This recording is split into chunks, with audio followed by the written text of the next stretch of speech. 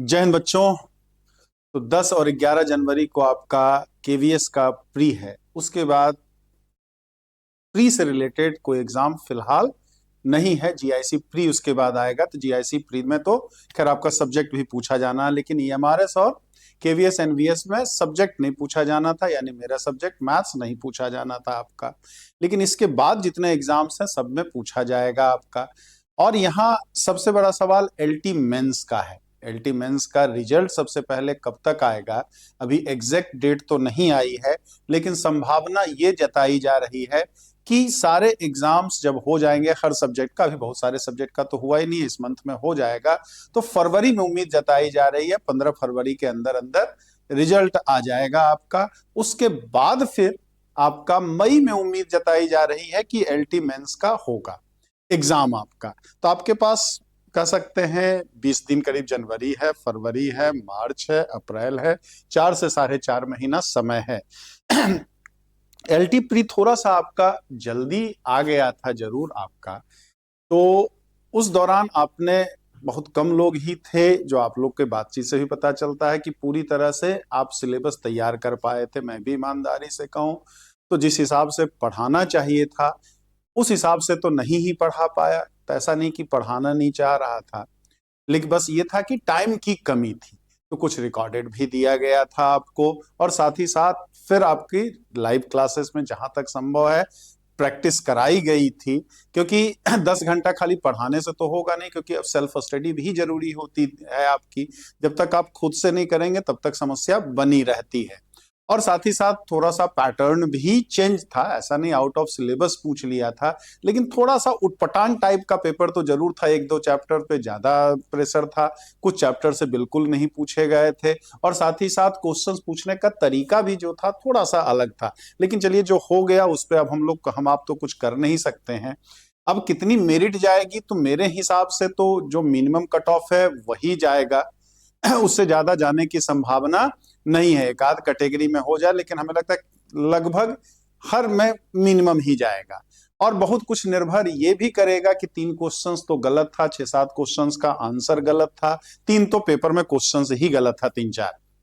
तो वहां पे अब क्या आयोग उस पर निर्भर करता है, उस पर भी डिपेंड करता है। तो 60 से ज्यादा तो मेरे हिसाब से जनरल ओबीसी वालों का नहीं जाना चाहिए, 53 क्वेश्चन से ज्यादा आपका SC ST वालों का नहीं जाना चाहिए। लेकिन फिर भी डाउटफुल हैं आप, ठीक, तो उस केस में आप थोड़ा इंतजार कर सकते हैं। लेकिन अगर आप 65 से ऊपर हैं, 70 से ऊपर हैं, SC ST वाले 60 से ऊपर हैं, तो मेंस के लिए उम्मीद करते हैं कि आप लगे होंगे। अगर आपने केवीएस एनवीएस का फॉर्म नहीं भरा है, और केवीएस एनवीएस का फॉर्म यदि भरा होगा तो 10-11 तक तो उस पर फोकस करना भी चाहिए, तो और कर भी रहे होंगे आप लोग। ऐसा नहीं है कि खुद ही सिंसियर हैं, बहुत सारे टीचर्स हैं हमारे साथ जुड़े हुए हैं। आप में से कई सारे कई स्कूलों सॉरी सीबीएसई या यूपी बोर्ड के स्कूलों में पढ़ा रहे हैं, अलग अलग स्कूलों में, तो अनुभव आपके पास ऑलरेडी है। बस उसी को क्या करना है, अपने ऊपर भी मेंस के लिए लागू करना है। 11th-12th वाले के लिए जैसे आप सोचते हो कि किस तरह से क्वेश्चंस लिखे हैं, कितना मार्क्स आप देते हैं, तो उसी हिसाब से जिस तरह से आप चाहते हो कि बच्चा सुंदर सुंदर लिखे, हर चीज कॉपी में लिखा हुआ रहे, तो वही बात अपने अंदर भी इंप्लीमेंट आपको करना चाहिए। मेंस में अगर है तो सब्जेक्टिव है, और सब्जेक्टिव चूंकि इधर पिछली बार तो ऑब्जेक्टिव ही था, और मैक्सिमम इधर एग्जाम ऑब्जेक्टिव ही हो रहा था टीचिंग वैकेंसी को लेकर के वीएसओ एनबीएसओ ईएमआरएसओ टीजीटी पीजीटी हो या और अदर स्टेट्स के भी है। और इस बार से मैक्सिमम एग्जाम अब क्या हो गया, सब्जेक्टिव हो गया है। तो आपको ऑब्जेक्टिव से सब्जेक्टिव मोड में आना होगा। अब आना है तो कैसे आएंगे आप, तो कॉन्सेप्ट तो वही रहना है, सिलेबस तो वही है आपका, लेकिन बस थोड़ा सा लिखने की आपको प्रैक्टिस करनी है। अब यहां के बाद की बात करें तो हम कैसे तैयारी कर रहे हैं, हम क्या आपको कराएंगे, उसके बारे में थोड़ा सा बात कर लें। तो आप जो कहें कि सर कोर्स बेचने आ गए हैं, तो मैं वाकई कोर्स बेचने ही इसमें आया हूं। बेचना सब तो थोड़ा सा खराब लगता है, ठीक है, क्योंकि जरूरत है, आपकी भी जरूरत है, हमारी भी जरूरत है, दोनों तरह से चीजें हैं। और सब्जेक्टिव थोड़ा सा टफ हो जाता है मेरे लिए भी और आपके लिए भी। अगर ऑफलाइन आप आ सकते हैं तो ऑफलाइन तो बेहतर विकल्प सब्जेक्टिव के लिए होता है। लेकिन चूंकि आप में से कई सारे जॉब कर रहे हैं, चाहे मतलब टीचिंग वैकेंसी का ही यूपी से बाहर कर रहे हैं या प्राइवेट स्कूल्स में ही कर रहे हैं, तो इस समय स्कूल छोड़ना भी उचित नहीं होगा, क्योंकि बच्चों का भी एनुअल एग्जाम होगा, तो 20 सेशन में आप हट नहीं सकते वहां पे। तो ऐसा नहीं, ऑनलाइन कर सकते हैं, लेकिन थोड़ा सा आपको अवेयर रहना पड़ेगा, क्योंकि अगर अवेयर नहीं रहेंगे तो मेंस में भी आपको 40% चाहिए होगा, और 40% वहां एकदम नहीं कर सकते हैं कि हाँ सही तो इतना मिल गया, गलत तो भाई नंबर नहीं मिला, या निगेटिव, तो निगेटिव का तो कोई चक्कर ही नहीं है मेंस में आपका।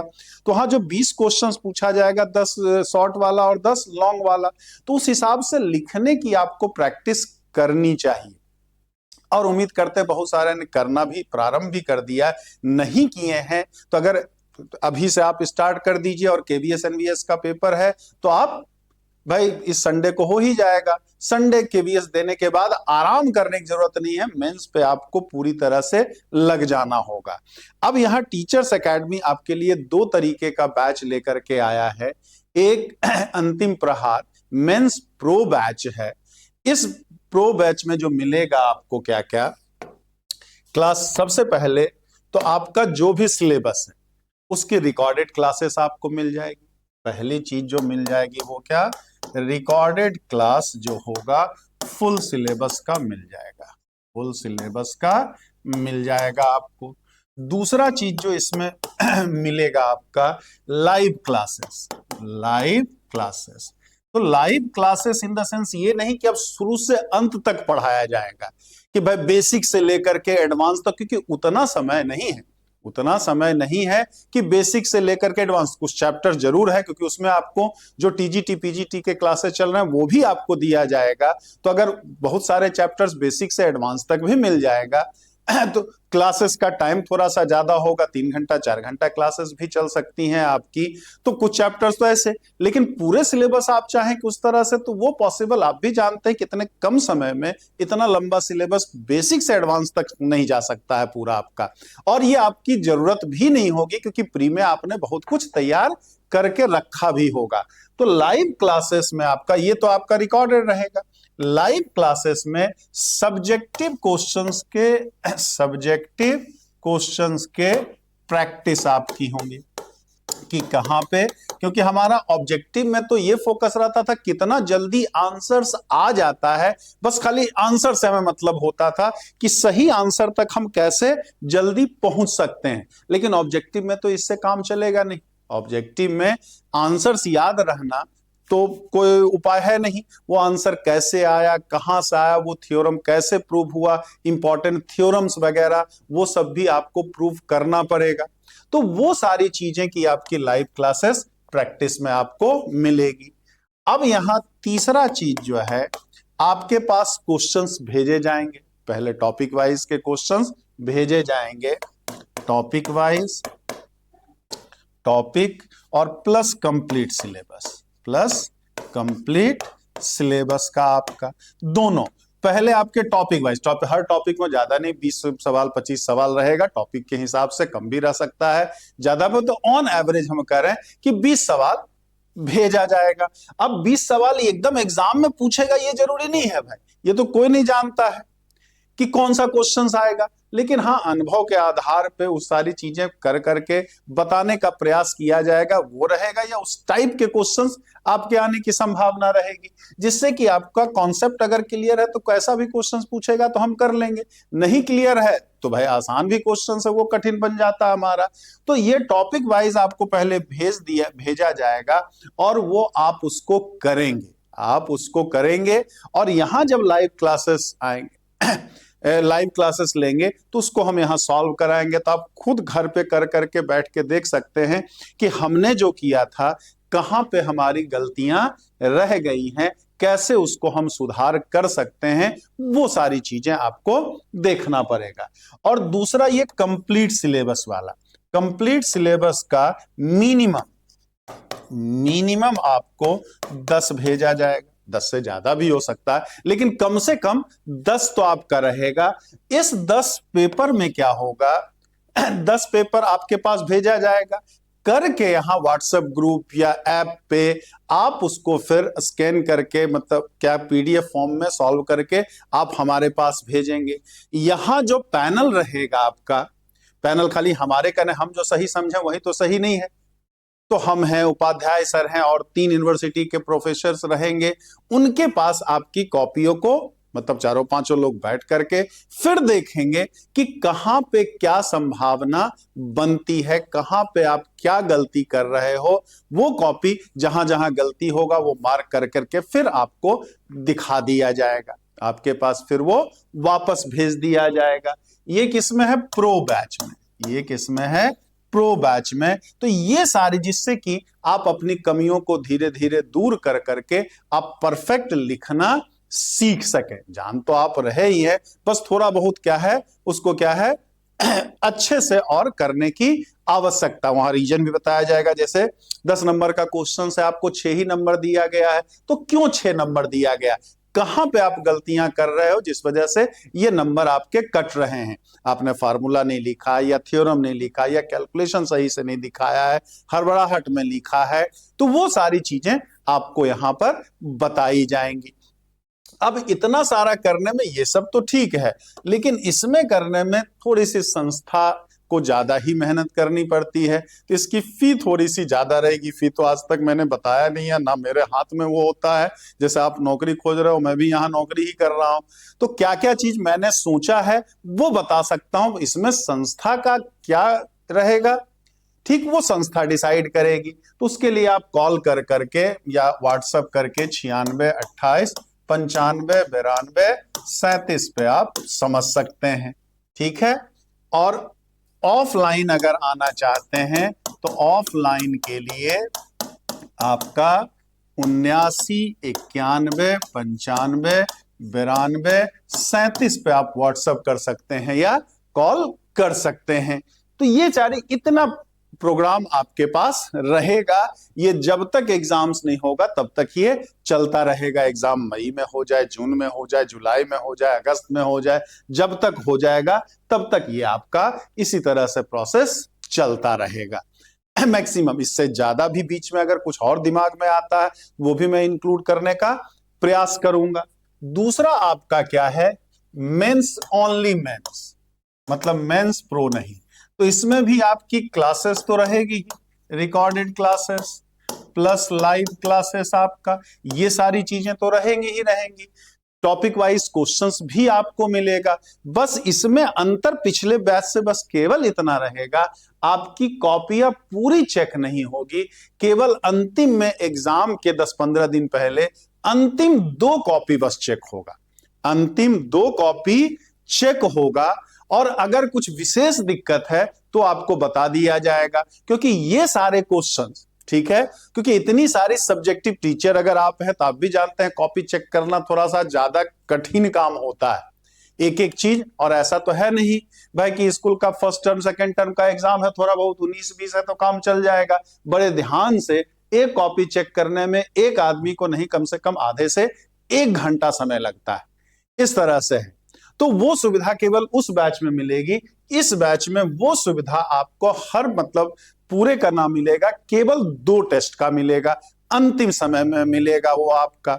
तो ये सारी चीजें हैं। तो इसमें आपको जो भी पसंद हो वो अगर हमारे साथ जुड़ना चाहते हैं तो आप कर सकते हैं। और ऐसा नहीं कि आप जुड़ेंगे तभी हो सकता है, आप जुड़ेंगे तभी हो सकता है, सेल्फ स्टडी से भी चीजें हो सकती हैं, सेल्फ स्टडी से भी चीजें हो सकती हैं। तो आप चाहे पिछला वाला अगर कर जुड़ना चाहें तो वो भी ले सकते हैं, और इसमें लेना चाहें तो इसमें भी ले सकते हैं। प्लस इसके अलावा बोनस आपका जो फ्री में जो मिलना है वो कि जो टीजीटी पीजीटी की और क्लासेस भी चलेंगी, वो क्लासेस भी इसमें दी जाएंगी आपकी, क्योंकि 4 महीना में उसमें भी अच्छा खासा 40% 50% कोर्स हो जाता है आपका।